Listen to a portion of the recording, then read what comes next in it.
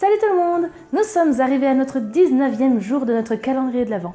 Et aujourd'hui, pour combattre encore un peu plus le froid, je vais vous montrer comment réaliser un poncho d'hiver. Je pense que tout le monde voit ce que c'est un poncho et que beaucoup voient ce que c'est quand même un poncho d'hiver. C'est tout simplement comme un poncho, c'est-à-dire on met juste les bras rapidement, mais avec un tissu assez épais pour bien se réchauffer avec. Donc je vais vous montrer comment le faire avec un plaid et je vais faire avec du biais. Il me reste du biais fourrure que j'ai déjà utilisé pour les pantoufles, du coup je vais l'utiliser avec le plaid, et si vous n'avez juste pas envie d'utiliser du biais, vous pouvez faire la même chose mais faire avec un ourlet. Donc si vous êtes prêts, c'est parti!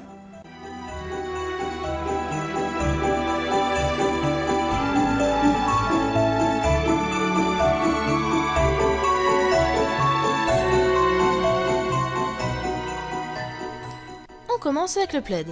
Je prends mon plaid et je le plie de façon à mettre tous les coins du plaid au même endroit. Tout simplement, ce que je vais faire là, c'est pour arrondir les angles. Donc n'oubliez pas qu'à chaque extrémité où vous coupez, il faudra une platitude. Et aussi, vous n'êtes pas obligé forcément de faire ça. Si vous voulez des trucs avec des angles, ben vous pouvez laisser les angles.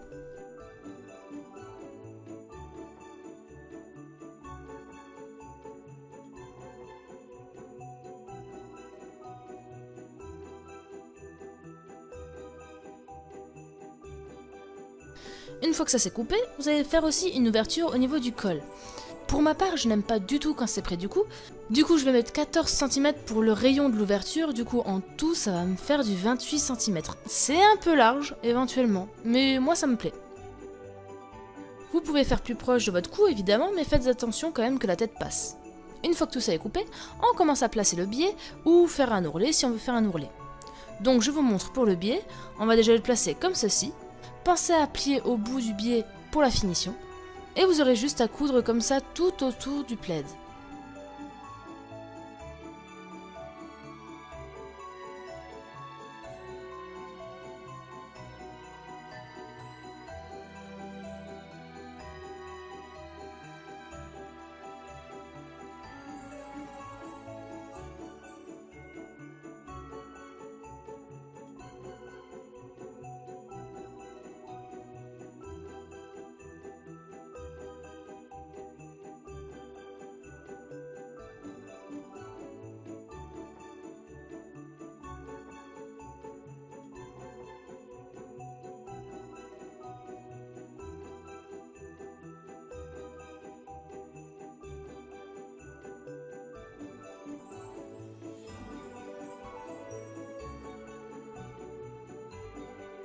Pareil au niveau du cou. Pour ma part, comme vous pouvez voir sur ce petit dessin, j'ai envie de faire une petite décoration devant.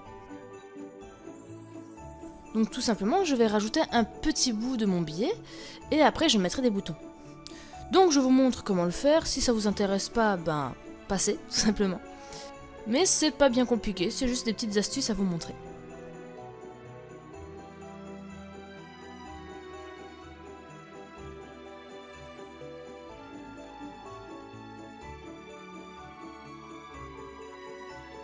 Donc vous avez déjà fait tout un côté avec le biais.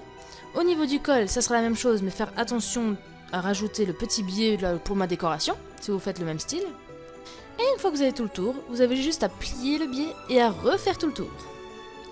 Pour le col de nouveau, vu que c'est le seul endroit où il y a une petite particularité, faites juste attention à ne pas coudre votre décoration avec.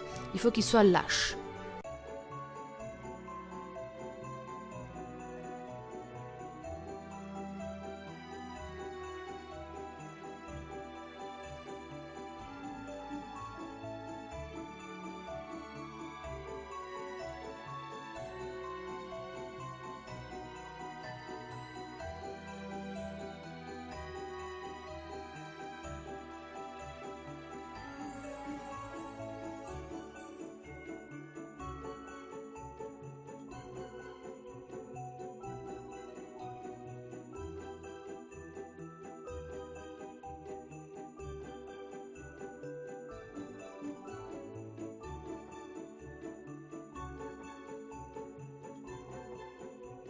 Maintenant que ces finitions sont faites, je vais pouvoir vous montrer comment on fait pour la petite décoration au niveau du col. Du coup, je le place correctement. J'épingle au bout pour faire la finition. et l'assemble en faisant tout le tour de la décoration.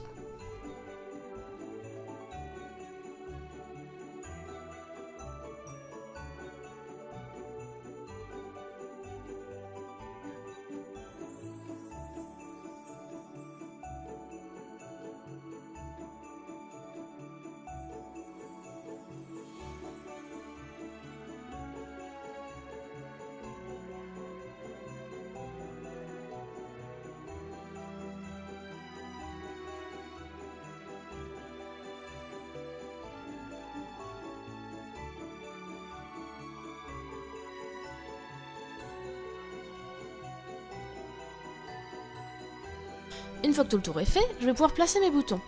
Petite astuce, puisque ce ne sont pas des boutons opérationnels, on va pouvoir les assembler à la machine, ça ira bien plus vite. Vous allez enlever votre pied presseur sans en rajouter un autre. Il sera juste là pour, on va dire, bloquer le bouton. Mais avec un pied presseur, ça pourrait être gênant, ça pourrait bouger. Du coup, je l'enlève, je place le bouton, je bloque quand même avec mon doigt, puisqu'avec notre branche de pied presseur, ça peut quand même glisser. Et je fais très attention, je ne le fais pas avec le pied, je le fais avec la main, la molette sur le côté, de faire des points zigzags qui passent correctement dans les trous, du coup c'est pour ça qu'il faut faire doucement, et aussi de mettre votre mesure de points au centimètre à 0, du coup pour qu'il fasse juste des zigzags. Ça serait peut-être un peu plus parlant en le regardant. Voilà pour mon premier bouton, je vais pouvoir installer les deux autres.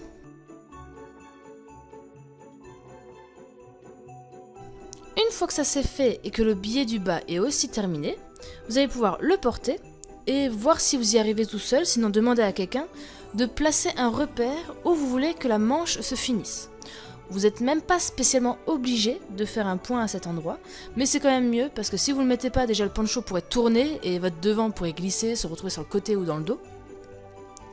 Et aussi, comme ça, si vous bougez, le poncho vous suit quand même, ça sera plus agréable. Du coup, je mets une petite épingle là en bas, et je mets une épingle où je voudrais que la manche, entre guillemets, se finisse.